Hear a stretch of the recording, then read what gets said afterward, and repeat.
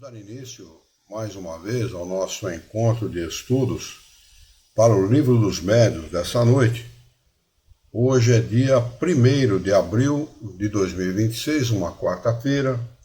São 20 horas e 2 minutos na cidade de Jaú e nós estamos transmitindo esse nosso encontro de estudos em nome e em homenagem à Associação Jauense de Estudos Espíritas e estamos estudando o referido livro, a sua parte segunda, o capítulo é de número 23, da obsessão, que vai estudar os seguintes subtítulos: obsessão simples, fascinação, subjugação, causas da obsessão e meios de combatê-la. Eu chamo a atenção mais uma vez, como eu fiz na quarta-feira passada, para o estudo desse capítulo, porque, ao meu ver, que ao ver de muitos estudiosos da doutrina espírita, este é um dos principais capítulos deste livro, porque fala muito de perto. Olha o Celso aí, ó. Bem-vindo, Celso. Boa noite, Alexandre. Boa noite. Boa noite, Celso. Fala muito de perto a uma das causas, das provas e das expiações que nós vivenciamos aqui nesse planetinha chamado Terra, que é a obsessão. Então, a obsessão, a insistência de um desencarnado ou de um encarnado em perseguir alguém, em prejudicar alguém, né? Então, é muito importante. Você queria falar alguma coisa, Alexandre?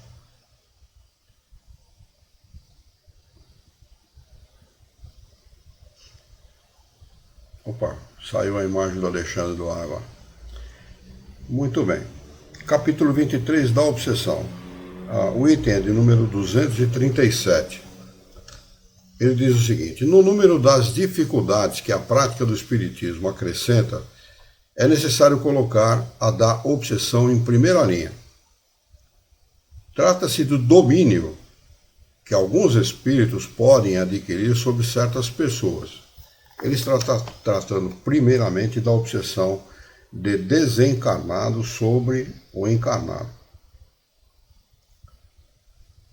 Então é uma tenacidade, né, de dominar, o desejo de dominar uma pessoa através das más influências, porque um bom espírito não obsedia. Quem obsedia é o espírito mau, o espírito imperfeito, o espírito perverso. Esse é o que trata de obsediar um outro ser humano. São sempre espíritos inferiores que procuram dominar, pois os bons não exercem nenhum constrangimento.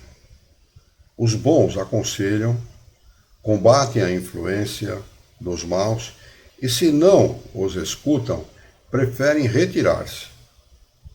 Os maus, pelo contrário, agarram-se aos que conseguem prender. Se chegam a dominar alguém, identificam-se com o espírito da vítima e o conduzem como se faz a uma criança. Olha, por que a maioria dos estudiosos da doutrina espírita, e o próprio Kardec, né, ele coloca a obsessão aqui como um problema de primeira linha? Porque é uma coisa que ocorre normalmente de forma invisível, né? De forma implícita, mas não explícita, e que o ser humano, muitas vezes, que não tem conhecimento do fato, do caso em si, que não estuda esse problema, ele desconhece e não leva isso em consideração. E é preciso levar isso em consideração.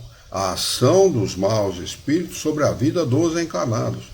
É fundamental que se faça isso, porque isso agindo para evitar a má influência dos espíritos perversos, dos maus espíritos, é um meio profilático de nós evitarmos problemas. É uma profilaxia, não é?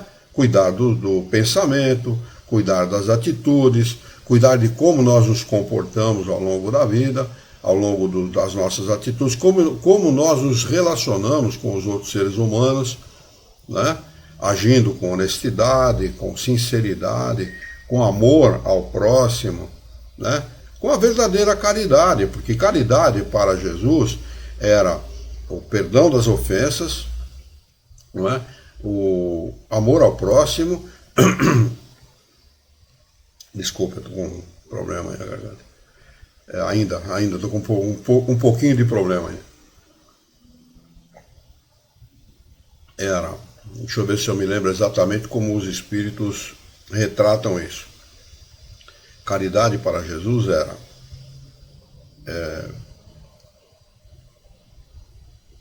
perdão das ofensas, é uma das coisas, respeito pelo próximo, e tem mais uma coisa que eu não estou me lembrando agora, mas eu vou me lembrar ao longo dos nossos estudos aqui.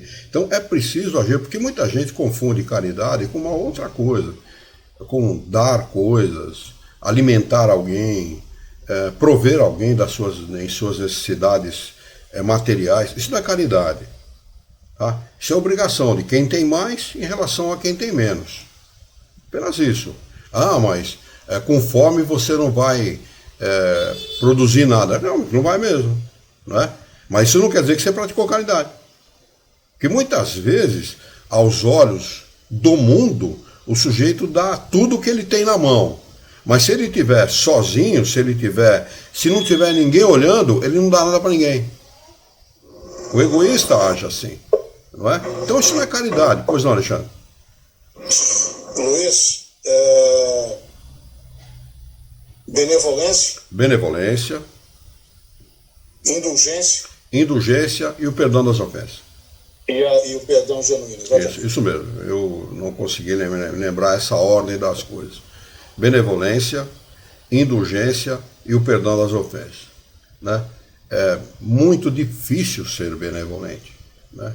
É muito difícil ser indulgente. E para muita gente é muito difícil perdoar. Isso é caridade. Isso é a verdadeira caridade. Aliás, ela deve ser praticada dentro dos nossos lares. Essa ordem de coisas, né?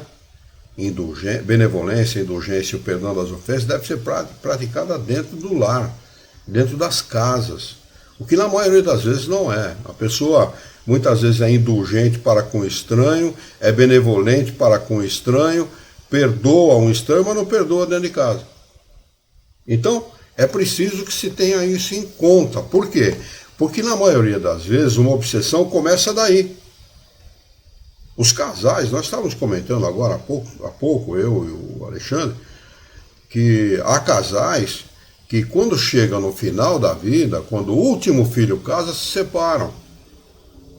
Por quê? Porque houve uma deterioração da relação ao longo de todos esses anos, às vezes 30 anos de casado, 35 anos de casado, e se separam.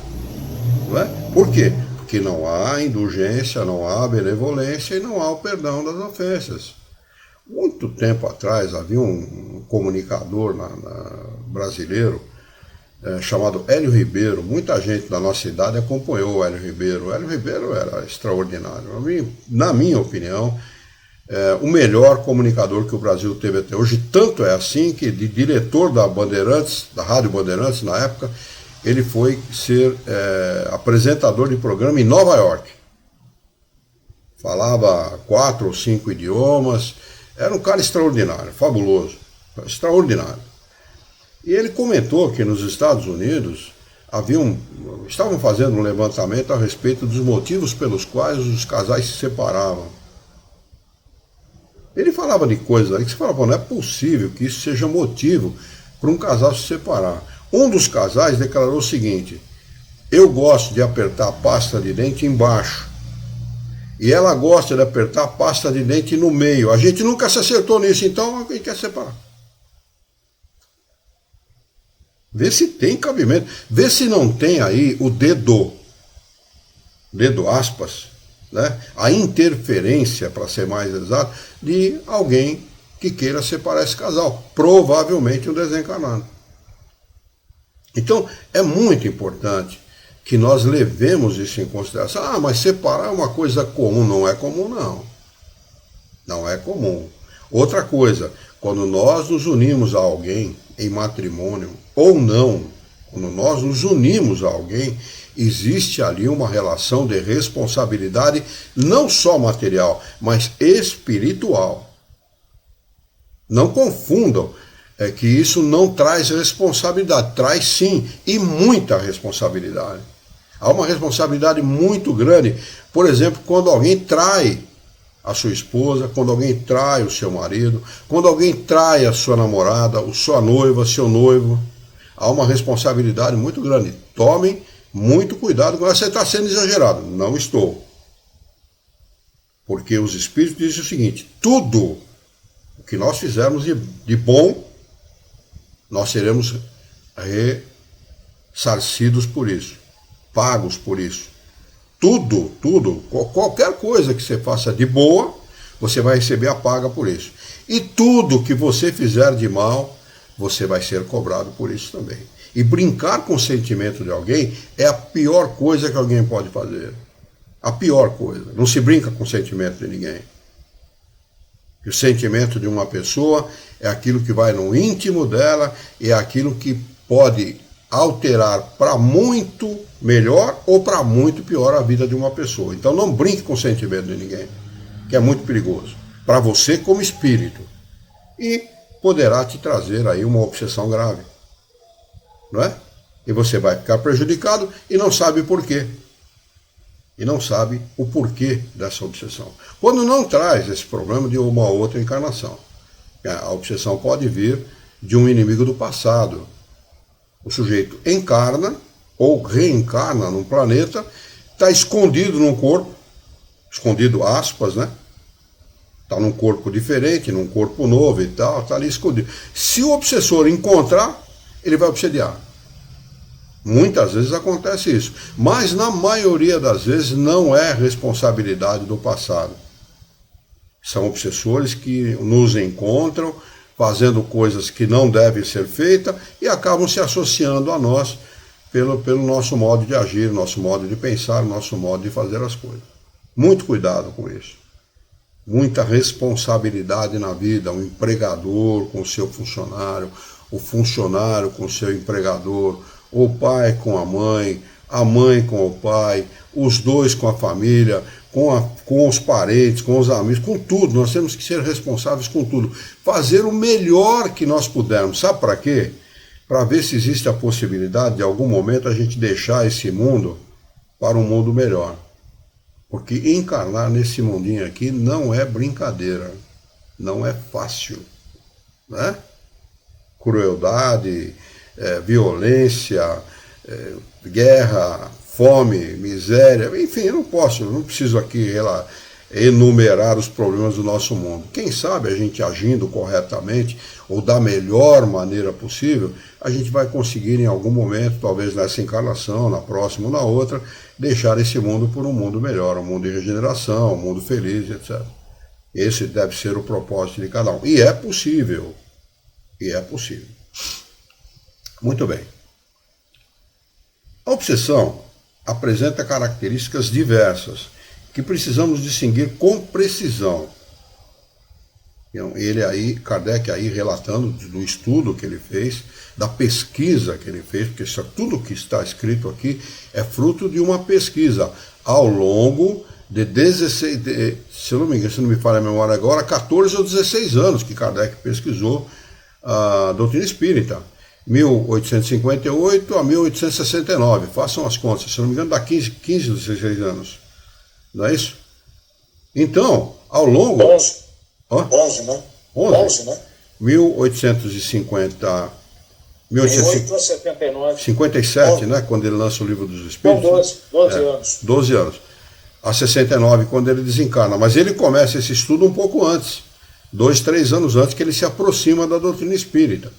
Então, há 13, 14 anos, mais ou menos, ele levou esse tempo para pesquisar a doutrina espírita, para estudar a doutrina espírita, um cara já maduro, com 50 anos de idade, um cientista, além de pedagogo, um cientista, estudioso do mesmerismo, do magnetismo humano, né? Então, não era qualquer um.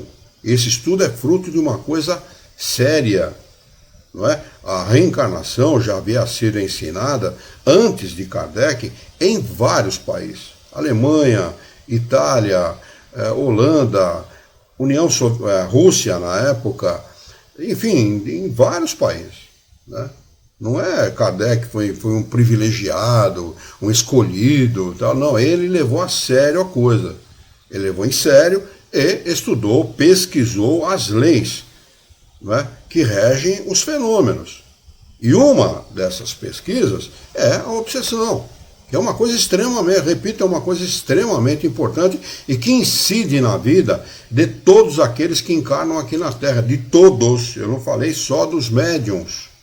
De todos, indistintamente, todos recebem a influência dos espíritos, boa e má influência. Boa do seu espírito guia e dos bons espíritos, e má influência dos maus espíritos, dos espíritos perversos, dos espíritos imperfeitos, né, dos espíritos atrasados. Então ele diz, a obsessão apresenta características diversas que precisamos distinguir com precisão, resultantes do grau do constrangimento e da natureza dos efeitos que este produz. A palavra obsessão é, portanto, um termo genérico, pelo qual se designa o conjunto desses fenômenos cujas principais variedades são a obsessão simples, a fascinação e a subjugação. Pela ordem que ele coloca aqui, parece a impressão que dá que a subjugação é pior que a fascinação, mas não é. A subjugação é a pior delas. A obsessão pela subjugação, a fascinação é a pior delas. A obsessão pela fascinação é terrível, porque a pessoa perde o senso. Nós vamos ver aqui com detalhes. A obsessão simples verifica-se quando um espírito malfazejo, um espírito ruim, perverso, se impõe a um médium, intromete-se contra a sua vontade nas comunicações que ele recebe, o impede de se comunicar com outros espíritos e substitui os que são evocados. Por que ele está falando do médium especificamente? Porque o médium é o que ele estudava. O médium é o que ele estudava mais particularmente. Ele lidava com mais de 1000 médiuns. Para escrever o Livro dos Espíritos foram 150. Está na obra, ele revela isso. Foram mais de 150 médiuns que ele consulta, pesquisa, fala, recebe comunicações, instruções, orientações, não é? Então, tudo o que ele coloca aqui é fruto dessa pesquisa, da pesquisa que ele faz. E ele pesquisava com os médiuns. É claro, vocês acham que só teve espíritos perfeitos que se comunicaram com Kardec? Não. Ele recebeu a interferência também dos maus espíritos. Mas ele sabia e procurava aprender a distinguir um do outro, que é o que nós precisamos fazer. Quando um pensamento ruim vier na cabeça, opa, esse pensamento é meu? Primeira pergunta que nós devemos fazer. É meu esse pensamento? Não. Então é um pensamento externo. Eu estou recebendo alguma influência. E essa influência, dependendo do tipo de pensamento, ela pode ser boa ou má. Se é uma má influência, se o pensamento é um pensamento ruim, repudie com todas as suas forças. E a melhor coisa que nós podemos fazer é uma prece pedindo a presença do nosso anjo da guarda, do nosso espírito guia, para repudiar esse espírito, com todas as nossas forças. Faça isso, embora você possa não estar vendo esse espírito, não é? Repudie com todas as suas forças. Se você estiver vendo, melhor ainda, porque você vai saber que tipo de espírito que ali está.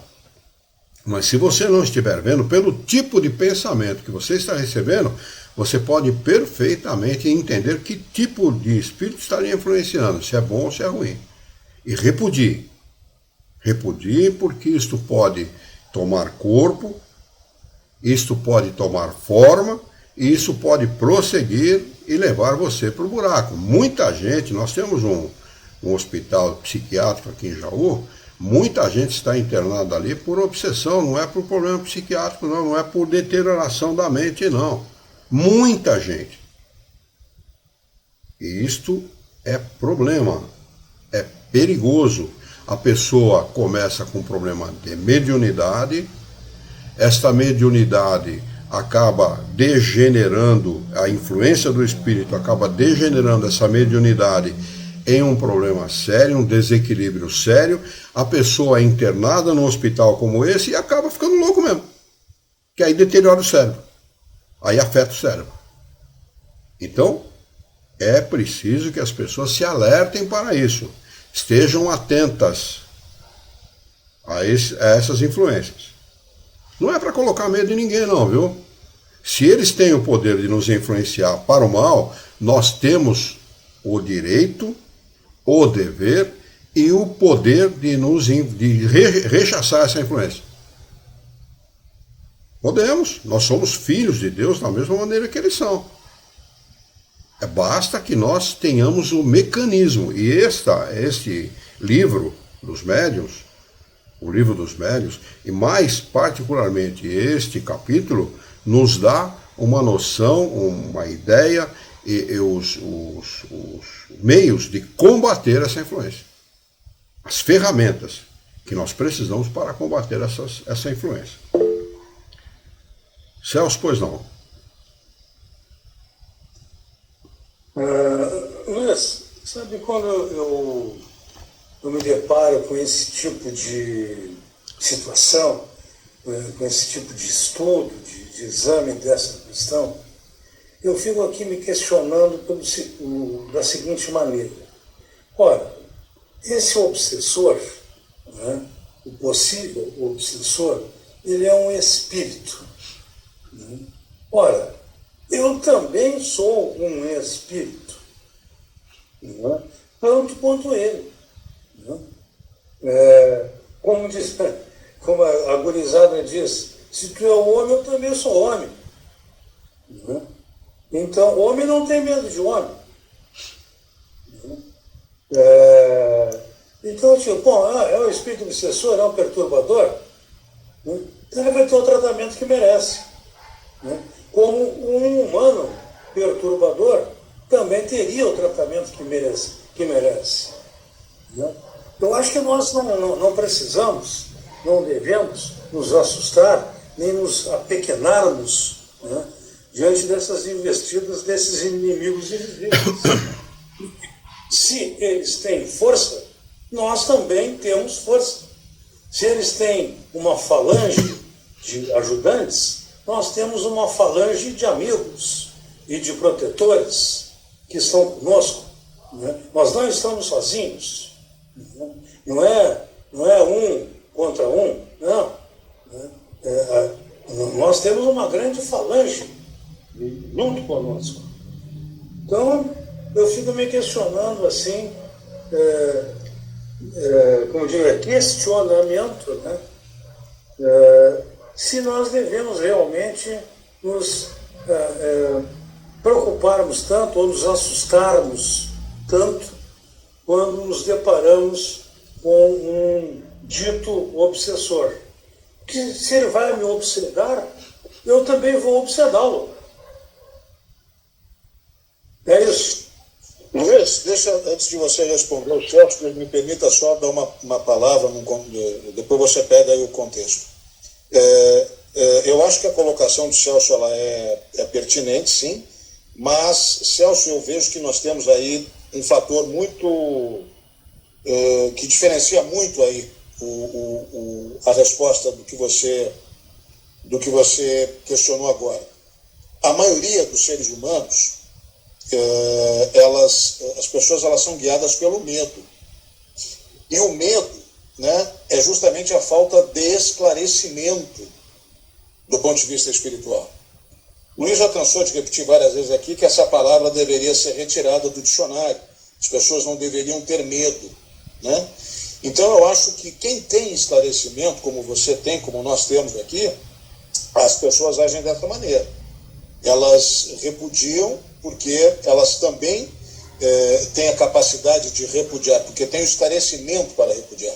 Agora, infelizmente, acredito eu, o Luiz me corrige se eu estiver enganado, a grande maioria das pessoas, pela ausência de conhecimento, e nós sabemos quantos espíritas de verdade nós somos, ou seja, é 1% de uma população, e olhe lá, então a grande maioria ela não tem conhecimento, tem medo, né? Não tem esclarecimento. E isso acaba fazendo com que haja a obsessão num grau muito elevado. Isso é a minha opinião, não, Luiz? Não, eu acho que você está corretíssimo quanto a isso. A diferença é entre ter conhecimento e não ter conhecimento. O Celso nasceu numa família espírita, segundo ele, as conversas de domingo, na mesa de domingo, nos almoços em família, era o espiritismo. Quer dizer, o sujeito que tem uma vivência dentro da doutrina espírita e as conversas, as informações, tudo é uma coisa. Uma pessoa que nunca lidou com esse assunto, primeira coisa, tem muita gente que diz o seguinte: eu não quero saber dessas coisas. Dessas coisas. Tratam isso dessa forma. Outro detalhe importantíssimo é o medo. Eu falava isso no Centro Espírita. Vai lá no seu dicionário, naquele tempo se usava dicionário, né? Hoje não se usa mais. Mas vai lá no seu dicionário, procura lá no M a palavra medo, arranca aquela folha, pica ela em 1000 pedacinhos, de preferência põe fogo. Eu entrevistei gente dentro do Centro Espírita, uma moça de boa posição social, financeira. Ela namorava, ela era noiva, depois veio a se casar com esse rapaz que também tinha uma posição financeira privilegiada. E ela era depressiva. Uma moça bonita, bem postada fisicamente, muito bonita, inclusive. E o rapaz era muito bonito também. Vieram a se casar, tiveram uma menina. E depois disso ela veio conversar comigo. Eu nunca tinha entrevistado ela, porque nós tínhamos uma equipe de entrevistadores lá. Alguém deve ter atendido ela, não sei quem. Depois ela veio conversar comigo.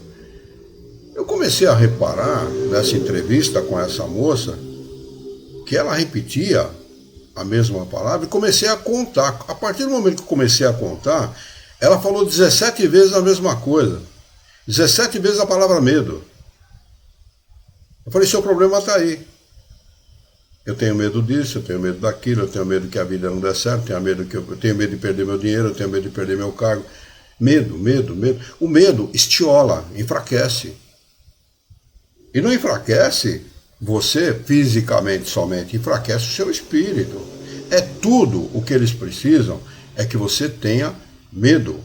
O medo é a ausência de confiança em si, na vida e no Criador. Nessa ordem, viu? Quem não confia em si, quem não confia na vida e quem não confia no Criador, pronto, esse aí está acabado.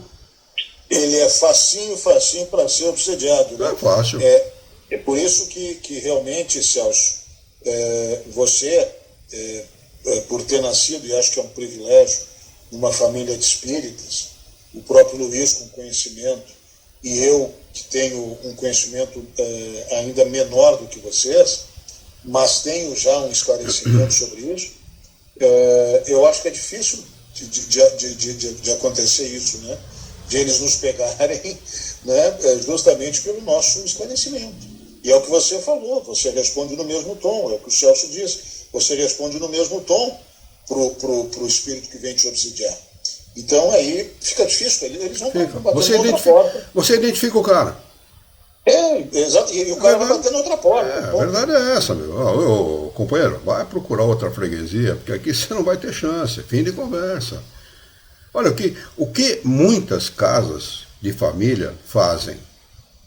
Primeiro, a última coisa que está dentro da casa é Deus. É a última coisa que está dentro da casa. Não se faz uma prece, não se busca a Deus com fervor, com amor. Eu não estou dizendo para as pessoas virarem beatas, não é isso. Prece não é repetição de palavras, mas a pessoa tem que iniciar o seu dia com uma prece e terminar o seu dia com uma prece. Principalmente iniciar, agradecendo a Deus. Obrigado, Senhor, por mais um dia, por me permitir estar vivendo mais um dia, por confiar em mim. Não é nós que confiamos nele, é ele que confia na gente, por permitir mais um dia. Então, as pessoas precisam ter esse tipo de consciência. Quando você desenvolve esse tipo de consciência, de confiança no Criador, mas nada te pega, amigo. Para com isso. Podem até tentar. Pode, e tentam, viu?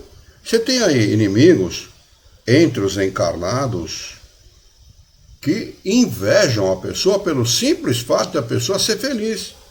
A pessoa está sempre sorrindo, de bem com a vida, não é? Trata todo mundo bem, com educação. As pessoas simplesmente têm inveja disso. É muito comum isso. Então essa pessoa, pelo simples ato de pensar contra, pensar em desfavor de, ela pode atrair companhias espirituais para ela e para essa pessoa. Se a pessoa está desavisada, não tem conhecimento, ela pode cair na esparrela. Eu costumo dizer o seguinte: aquele que vai adentrar uma mata fechada, cerrada, com muitos animais selvagens ali dentro, ela jamais adentra aquela mata sem os devidos apetrechos. Uma bota de cano alto, um casaco de couro, uma roupa bem pesada, uma roupa que lhe proteja, uma boa arma, uma boa faca e com conhecimento daquilo que está lá dentro. O que ela vai encontrar, como ela pode sobreviver. Tanto que o exército faz esse tipo de sobrevivência na selva, esse tipo de treinamento. Eu tive um amigo que fez e me contou como é esse tipo de treinamento. É preciso fazer isso. O Espiritismo oferece isso, esse treinamento para que você não adentre esta selva, que é a obsessão, sem o devido conhecimento. Nós não sabemos o que nós fizemos em outra encarnação. Nós não sabemos o quanto nós estamos comprometidos com a própria consciência e com as leis de Deus. O único que encarnou aqui, que não tinha esse tipo de comprometimento, era Jesus. Único, não devia nada, nem para as leis de Deus, nem para as leis dos homens. Era o único. Nós não, nós somos espíritos imperfeitos, que temos uma história de outras encarnações, aonde acertamos e erramos, e temos comprometimento com isso. E encarnamos para ressarcir as leis de Deus e a nossa consciência em relação a esse comprometimento. Quem não passou por problemas ao longo da encarnação? Eu passei por muitos. Eu tenho 70, vou fazer 74 agora, esse mês daqui 13 dias. Né? Passei por muitos problemas, muitos percalços, muitos altos e baixos. É assim para todo mundo, é porque nós estamos encarnados aqui exatamente por essa razão. E uma das razões pelas quais os homens sofrem provas e expiação nesse mundo são os espíritos. Os espíritos são uma das ferramentas que o Criador usa para testar a quantas anda a nossa confiança nele. A nossa confiança na vida é a confiança em si mesmo. Se a pessoa não tem isso, ela não tem nada. E é preciso ter conhecimento. Você está adentrando uma selva. Ah, não, mas eu não lido com isso, eu não sofro esse tipo de perseguição, esse tipo de influência. Sofre sim. Todos sofrem. Todos são influenciados pelos espíritos, bons e maus. Todos, indistintamente. Não é necessário ser médium para sofrer esse tipo de influência. É preciso que se diga isso, é preciso que se tenha esse tipo de consciência para que você não caia vítima destas perseguições e para que você não erre mais do que seria o normal. O Jorge está dizendo assim, está fazendo aqui uma pergunta, quer dizer que, deixa eu ver aqui, que diga o que pensa e te diga com quem te... diga-me. Kardec falou isso no discurso, está no livro Viagens Espíritas, de 1862. Ele falou, vou parafrasear. Diga-me o que pensas e te direi com quem andas. Exatamente isso. Aí ele escreve mais para baixo. Pode causar trauma pelo resto da vida, pois sentimentos não se brincam. É verdadeiro. Na nossa atual realidade, estamos vendo muito feminicídio entre os casais. Qual é a causa disso? Não é obsessão? Olha, ninguém está bem acompanhado se mata uma outra pessoa. Pode matar uma mulher, pode matar um homem, uma criança, seja lá quem for, pode cometer suicídio. Ninguém está bem acompanhado, só pode estar mal acompanhado. Isso não quer dizer que a culpa é do espírito. O espírito, ele se associa ao sujeito pela maneira dele pensar. Ele se associa. Se você dá trela para ele, se você dá corda para ele, ele vai se aferrar a você de tal forma que vai te dominar. Nós vamos ver aqui mais para frente o tipo de domínio que eles exercem sobre as pessoas, que não é brincadeira. Não é, ou uma obsessão simples é uma coisa.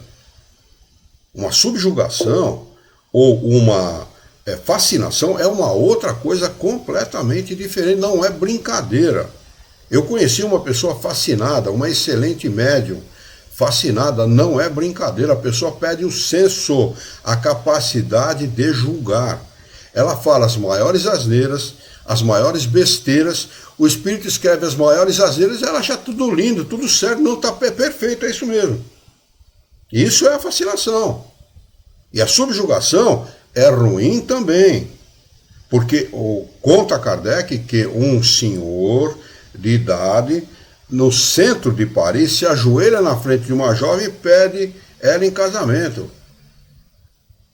E, mas você queria fazer? Não, eu não queria fazer isso, eu fui constrangido a fazer. Isso é subjugação. Pois não, Celso?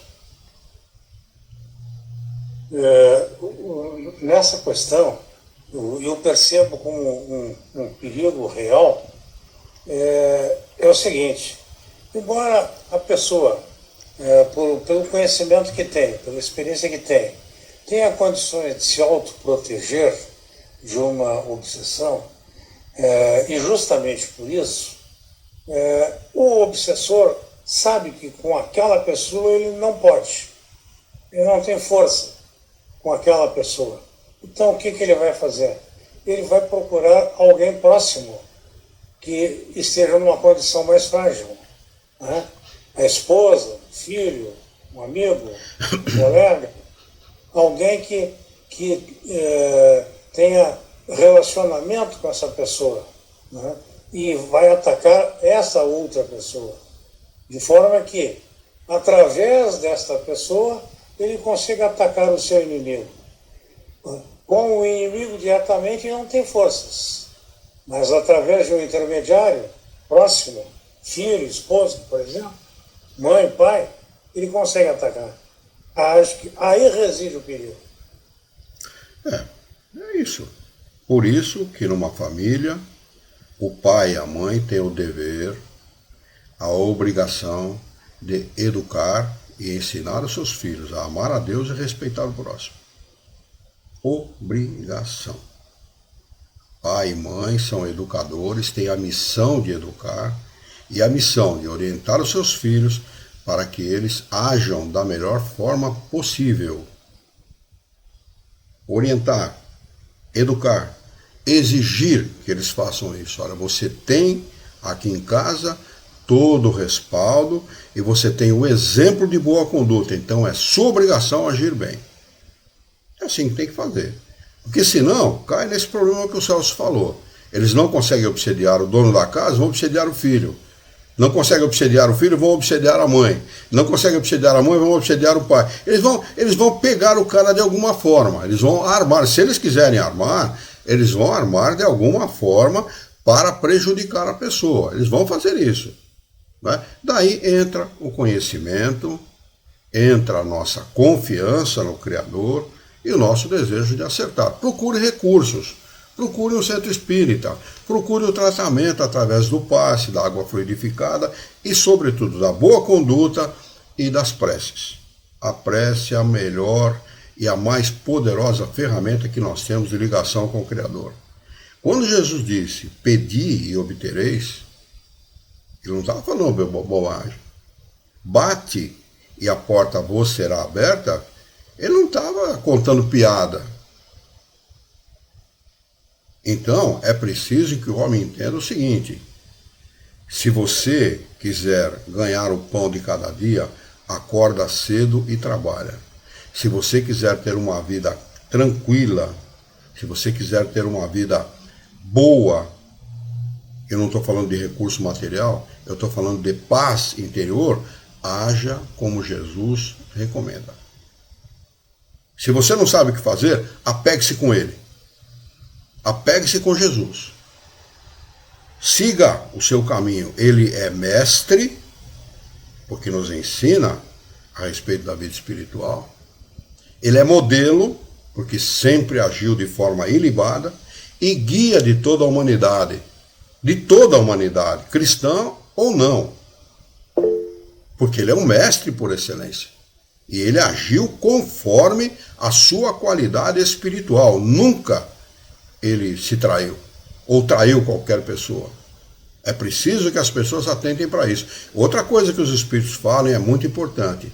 O homem é muito negligente com seu próprio espírito. Atentem para isso. O homem negligencia o seu próprio espírito.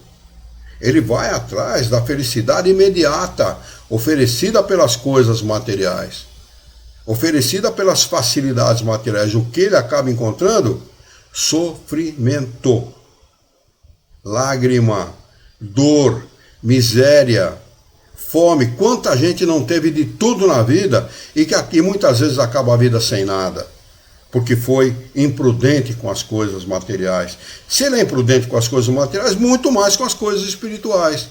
E nós não podemos ser imprudentes com as coisas espirituais. Temos esse dever. Não podemos negligenciar o valor da nossa moralidade. Eu não sou um moralista, mas é necessário que o homem haja dentro da moralidade. Cuidado com a imoralidade, muito cuidado. Celso, pois não. Mais uma intervenção aí. A propósito desse versículo aí que tu mencionaste, não é o pedi e dar-se-vos-á, buscai e achareis, batei e abrir-se-vos-á, né? Está lá no capítulo 7, versículo 7 de Mateus. Esse é um aspecto que eu acho muito interessante, porque nós temos que, às vezes, que atentar, né, para o que realmente está escrito ali. Né? Então, ali diz, pedi e dar-se-vos-á, buscai e encontrareis, batei e abrir-se-vos-á. Sempre há, antes da intervenção divina, a necessidade de uma ação nossa. Nós temos que pedir, nós temos que buscar, nós temos que pedir, buscar e bater. Senão não vai acontecer nada. Isso mesmo. Aí o pessoal, a gente ouve das pessoas, não, Deus está comigo, Deus vai me proteger, meu anjo da guarda, os espíritos superiores, né? Enfim, isso é muito comum a gente ouvir. Não é que as pessoas se esquecem que esses espíritos superiores, o nosso anjo da guarda, ele está ali do nosso lado, sempre, né? Só que ele não pode fazer absolutamente nada em nosso favor, a menos que nós peçamos. E por que ele não pode fazer? Porque senão ele vai estar intervindo no nosso livre-arbítrio. Então, não adianta nós apenas termos fé no anjo da guarda. Nós temos que pedir a ajuda dele. Senão ele não vai fazer nada. Né? Não que ele não queira, é que ele não pode. É isso. É isso aí, exatamente isso. Não tem muito o que discutir a esse respeito. O fato é o seguinte: conheça a verdade vos libertará, e se apegue muito com Jesus. Se apegue bastante com ele, oriente a sua vida, coordene a sua vida para que você esteja sempre no caminho da retidão, no caminho do bem. Esse caminho é um caminho difícil, não é um caminho pedregoso, não é um caminho confortável, não é um caminho fácil, mas é o caminho da retidão. Nós não estamos aqui para... Esse mundo não é o mundo real. O espírito, ele é pré-existente, sobrevivente a tudo. É a ele que nós devemos nos ater, e não às coisas materiais. E as pessoas fazem o contrário. Pois não, Alexandre? Reitero de novo o que o Celso falou, absolutamente verdadeiro. E o que falta nas pessoas, por isso que a gente combate tanto o espiritismo do jeito que é falado, mostrado, ensinado para as pessoas nas casas espíritas, porque sequer falam de espírito protetor nas casas espíritas. Então, quer dizer, o que o Celso falou está aí novamente, é esclarecimento, é conhecimento, é a busca da informação na origem, na fonte. E estamos falando do quê? Estamos falando da doutrina espírita, baseada na codificação feita por Kardec, e não do que as pessoas falam. Olha, eu tenho só vou fazer um comentário rápido aqui. Eu tenho uma amiga, uma pessoa muito querida, até não comentei com você, Luiz, que eu não falava com ela há muito tempo. E eu fiquei sabendo que ela era espírita. Aliás, eu já sabia que ela era espírita. E na segunda que passou agora, nessa segunda-feira, ela me convidou para participar de uma live lá do Centro Espírita que ela coordena.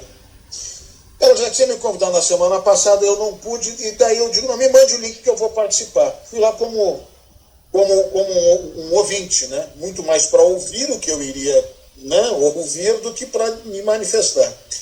Olha, eu confesso a você que eu fiquei boquiaberto, porque é aquilo que eu não falei nada em momento algum.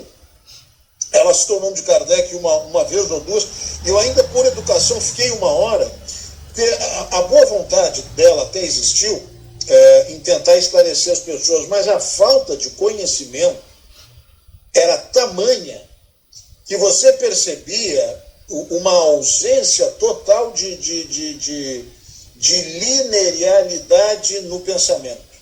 Então era uma confusão tão grande, era tantas indas e vindas, e aí entrava André Luiz e saía Emanuel, e entrava Chico, e aquela confusão toda que descambava para umbral, não sei o quê, que eu digo, puxa vida, esse é o problema. As pessoas não têm conhecimento, não têm esclarecimento, até têm boa vontade. Mas, por não terem esclarecimento e conhecimento, elas não sabem o que fazer. Não sabem que sequer existe o seu espírito protetor. Então é lamentável isso. Jesus se defrontou com isso, e quando perguntado pelos seus seguidores, ele disse o seguinte: olha, fica tranquilo, são cegos conduzindo cegos. E quando um cego conduz a outro, o abismo é o resultado disso tudo. Infelizmente. Agora, é o que o Celso falou, eles não podem interferir, eles não podem mexer com isso, porque isso diz diretamente, fala diretamente ao nosso direito legítimo de decidir aquilo que nós queremos. Livre-arbítrio. As pessoas têm o direito legítimo de seguir quem elas quiserem, de estudar o que elas quiserem, de falar o que elas quiserem. Eu só entendo uma coisa: não chame isso de espiritismo, porque não é. Só isso. E isso que o Celso falou, o livre-arbítrio, ele se concede a partir do momento que você, na hora que você pediu, você está agindo. Na hora que você fez o pedido, você está agindo com o teu arbítrio e pedindo a presença do teu espírito protetor. Exatamente. Então aí está resolvido o assunto. E se você não fala nada, se você não tem conhecimento, se você não fala porque você não tem conhecimento, se você não pede é porque você não tem conhecimento. A partir do momento que você pede, você não está interferindo, você está concomitante ao teu livre-arbítrio, pedindo o auxílio de um espírito superior. Exatamente. É importante. Quando os espíritos falam claramente isso, quando a gente pede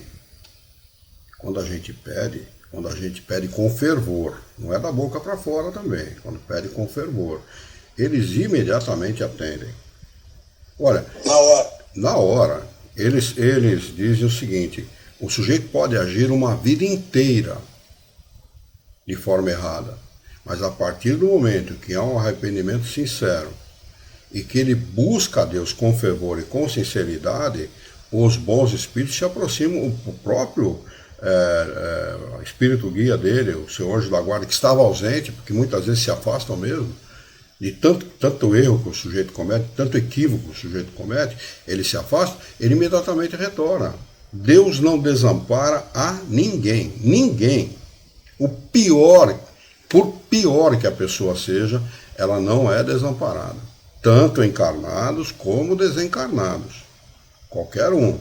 Não existe isso. E outra coisa, é inexorável, ninguém escapa às leis de Deus. Ninguém foge à lei do progresso. Isso é uma coisa que as pessoas precisam levar em consideração. Progresso é inexorável, todos progridem, ninguém permanece estacionário, ninguém retrograda, aquela história de o espírito ovoide, aquela bobajaiada toda, ninguém retrograda. É daí para frente, daí para melhor, daí para muito melhor, e assim sucessivamente. A vantagem de conhecer a doutrina espírita qual é? Que a doutrina espírita só repete aquilo que Jesus ensinou, de forma clara, ampliada e confirmando aquilo que ele ensinou. Então qual a vantagem da doutrina espírita? Esclarecimento. Mente aberta para entender, para compreender. Religião é uma coisa criada por homens. A religião, de modo geral, criada por homens. O Espiritismo não é uma religião e não foi criada por um homem. Kardec não criou a doutrina espírita. É preciso que se entenda isso. Kardec não criou a doutrina espírita. Kardec foi o codificador. Ele organizou aquilo que estava disperso. Organizou. Esse conjunto de princípios, essa doutrina é um conjunto de princípios que formam uma coisa complexa. Ele organizou isso, apenas isso. Então, esse esclarecimento, o que ele faz com o homem? Ele abre a mente das pessoas de tal forma que ela se vê livre de religião. Ela se vê livre de dogmas, dessas coisas impostas pela religião. E tem esse ponto que a gente está falando aqui que é importante. Se o sujeito se sente bem indo na igreja católica, na igreja evangélica, que vá. Nós não somos contra essas situações. Mas mas lá você não vai buscar esclarecimento. É importante que fique claro isso. Lá você não vai buscar o verdadeiro esclarecimento. Lá você vai buscar outras coisas. E inclusive vão retirar de você outras coisas também. Sendo bastante claro aqui, principalmente dinheiro. Então, o que a gente está falando dentro da doutrina espírita, dentro do espiritismo, que nós aqui conversamos já há anos, todas as quartas-feiras, é que se você quiser esclarecimento para qualquer informação e, consequentemente, conhecimento, você tem que passar pela doutrina espírita. E depois, faça o seguinte, vai lá na tua igreja, ok? Né? Nada contra, mas com ressalvas. Mas depois você dá uma visitada na doutrina, leia, busque informação e faça um comparativo. É simples. Isso já é o início de um processo de busca de esclarecimento. É isso mesmo. Bom, vamos lá. Vamos ver se a gente acaba esse item 238, que ainda há tempo. Então eu vou começar novamente esse item aqui. A obsessão simples verifica-se quando um espírito malfazejo se impõe ao médium, intromete-se contra a sua vontade nas comunicações que ele recebe, o impede de se comunicar com outros espíritos e substitui os que são evocados. Não se está obsedado pelo simples fato de ser enganado por um espírito mentiroso. É importante que se diga, viu? Deus não é cruel, ele não impõe o sofrimento. Ele tenta, de todas as maneiras, como um bom pai, como um pai amoroso, orientar para que o filho siga o bom caminho. E a todos acontece isso. A pessoa chega um momento, no entroncamento da vida, né? Ela chega no entroncamento, tem uma bifurcação. Ou ela toma um caminho ou toma outro. É muito comum você ver pessoas que foram evangélicas uma vida inteira, católicas uma vida inteira, e que buscam na doutrina espírita esclarecimento que elas nunca tiveram. É muito comum isso. Aliás, não existe só obsessor desencarnado. É isso que precisa ficar esclarecido. Existe o obsessor encarnado também.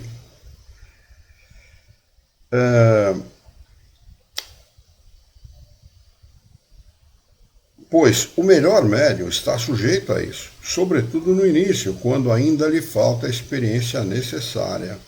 Como entre nós, as pessoas mais honestas podem ser enganadas por trapaceiros. Pode-se, pois, ser enganado sem estar obsedado.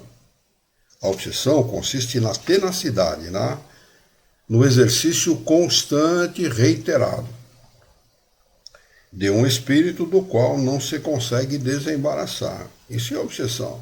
Tá? Má influência acontece com todos a todo momento, o que não significa obsessão, propriamente dito. Na obsessão simples, o médium sabe perfeitamente que está lidando com um espírito mistificador, que não se disfarça e nem mesmo dissimula de maneira alguma suas más intenções, o seu desejo de contrariar. O médium reconhece facilmente a mistificação e, como se mantém vigilante, raramente é enganado. Assim, esta forma de obsessão é apenas desagradável e só tem o inconveniente de dificultar as comunicações com os espíritos sérios e com os de nossa afeição, parentes, amigos, conhecidos que já desencarnaram. Dificulta essa relação. Podemos incluir nesta categoria os casos de obsessão física, que consistem nas manifestações barulhentas e obstinadas de certos espíritos que espontaneamente produzem pancadas e outros ruídos. Quanto a este fenômeno, remetemos o leitor ao capítulo Manifestações Físicas Espontâneas, número 82. Estamos a 2 minutos do encerramento dos nossos estudos dessa noite, que foi mais um bate-papo que um estudo, né? Mas que sempre é muito produtivo, porque é esclarecedor. Vamos marcar o item de número 239 deste capítulo para nós retomarmos na próxima quarta-feira, né? O que nós temos a dizer, a gente faz aqui, sempre procura fazer um arrazoado, uma defesa do conhecimento espírita, não é por fazer proselitismo, fazer seguidores da doutrina espírita. Não é esse o propósito. Aliás, não é necessário fazer isso. Por uma razão muito simples. As pessoas, todos indistintamente, todos os espíritos, têm uma coisa chamada inteligência. Bom senso, lógica e razão. Isso é uma consequência natural da inteligência. Né? As pessoas acabam vendo tantas coisas equivocadas, tantas coisas erradas, tantas coisas mal paradas em muitas religiões, que elas acabam procurando alternativas. Kardec fala isso. Se você é um católico, seja um excelente católico, seja um bom católico. Se você é evangélico, budista, adventista do sétimo dia, seja o que você for, seja um excelente praticante da sua religião. Agora, se você está procurando uma alternativa, nós temos o Espiritismo para te oferecer. É isso, nada mais. Por que o Espiritismo acaba envolvendo as pessoas? Porque ele é lógico e racional. Afeta as pessoas, acaba alcançando as pessoas pela racionalidade de seus ensinamentos. É de tal forma racional que não tem como negar. Não tem como. A pessoa pode não se tornar espírita, ela pode não frequentar centro espírita, ela pode fazer o que ela quiser, mas ela não pode negar a lógica e a racionalidade da doutrina. Uma vez eu encontrei com uma pessoa, aqui numa faculdade aqui de Jaú, e disse assim: eu sou ateu. Falei: peraí, você está falando de quê? Desse Deus antropomórfico, esse Deus do judaísmo e tal? É desse que eu estou falando. Eu falei: desse também sou ateu. Ele falou: você acabou de falar que é espírita? Eu falei: mas peraí, não confunda alhos com bugalhos. O Deus antropomórfico, o Deus imposto pelas religiões é um. O Deus bom, misericordioso, justo, que traz para o homem tudo o de melhor, esse não é o Deus antropomórfico que é imposto pelas religiões. Isso não existe. Esse Deus realmente não existe. Esse é um Deus criado por uma necessidade religiosa, uma necessidade econômica, política dessas pessoas. Como eu falei há um pouco atrás, a religião é coisa criada pelo homem. Como coisa criada pelo homem, não é nem boa nem ruim, mas tem falhas. Ela tem falhas, esse é o problema. Como tudo que é criado pelo homem. As leis humanas, por exemplo. O Celso é especialista nisso, né? São falhas, porque elas vivem se renovando. Ou se procura melhorar, na maioria dos países. Aqui no Brasil não, né? Mas na maioria dos países procura se melhorar. Exatamente pelo fato dela ser falha. Ela precisa ser aperfeiçoada. As leis de Deus não. As leis de Deus são perfeitas, desde sempre. E a estabilidade de suas leis é que traz para o homem essa garantia. a garantia da qualidade das leis de Deus, da sua justiça perfeita.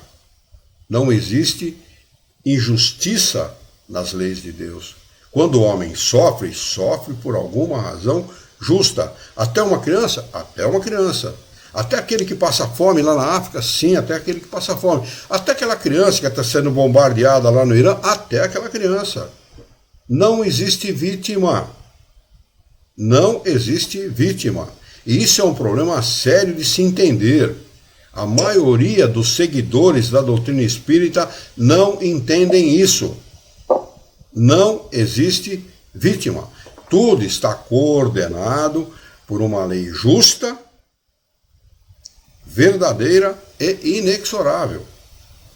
Quando nós reencarnamos aqui, nós reencarnamos por um motivo justo, real, lógico, para nos beneficiar, não é para nos punir, não.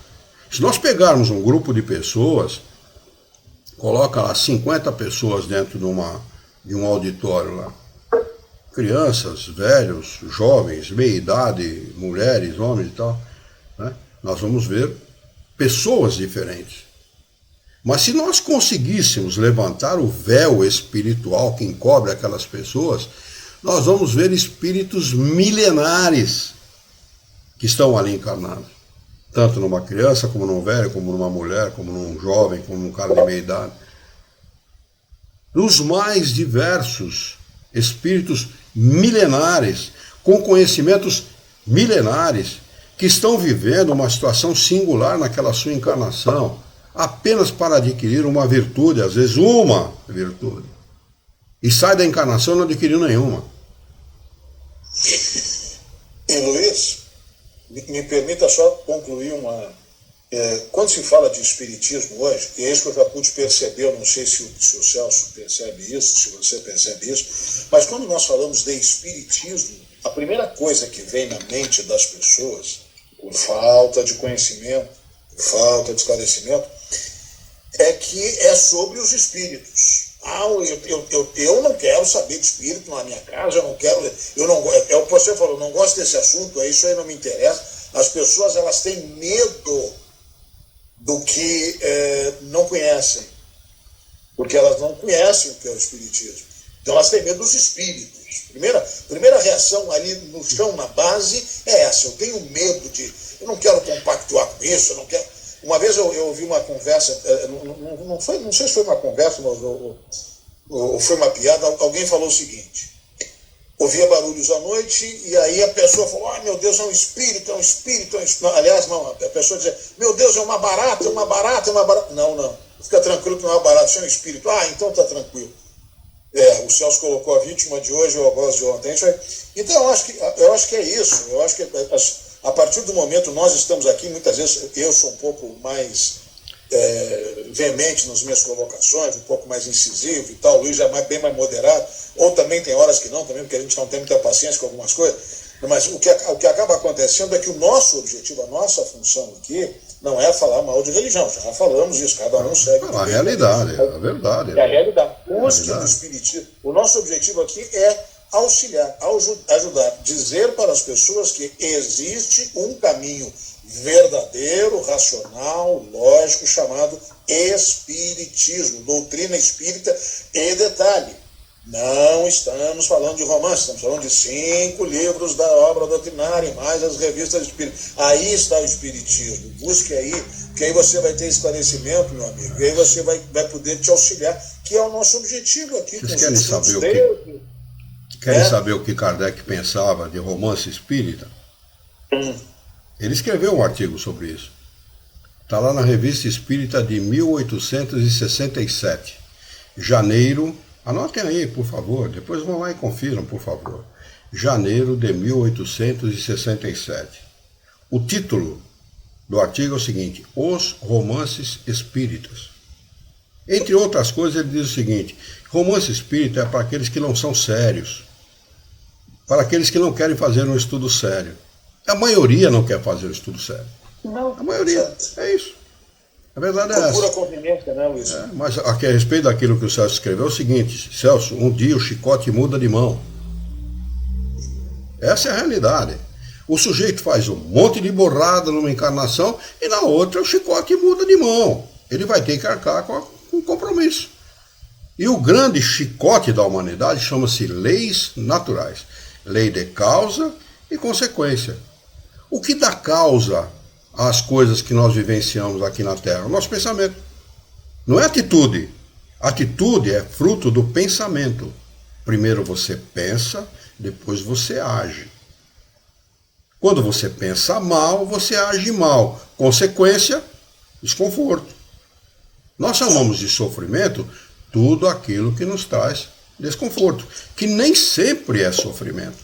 Nem sempre, não é? Mas vamos lá, deixa eu ver se alguém escreveu aqui alguma coisa. A Jana não escreveu nada. O Jorge escreveu aqui, Divaldo Franco conta que teve um obsessor durante muitos anos, até que uma criança foi deixada às portas da mansão do caminho e era a mãe desse obsessor. A atitude de amor fez com que ele se afastasse. É assim. É o amor cobrindo a multidão de pecados. Jesus falou isso. O amor cobre uma multidão de pecados. Por isso que ele recomenda a caridade, né? Indulgência para com todos, benevolência para com todos e o perdão das ofensas. Isso é caridade. Vamos fazer a nossa prece de encerramento. O Celso quer falar alguma coisa? Tem alguma coisa para acrescentar?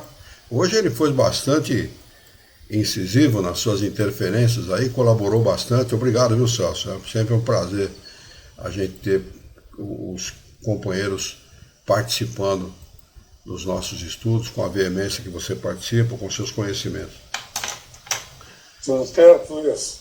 Me desculpa aí pelas excessos. Absolutamente, eu gostei. Faça sempre isso. Exatamente. Faça cada vez mais, Celso. É isso mesmo.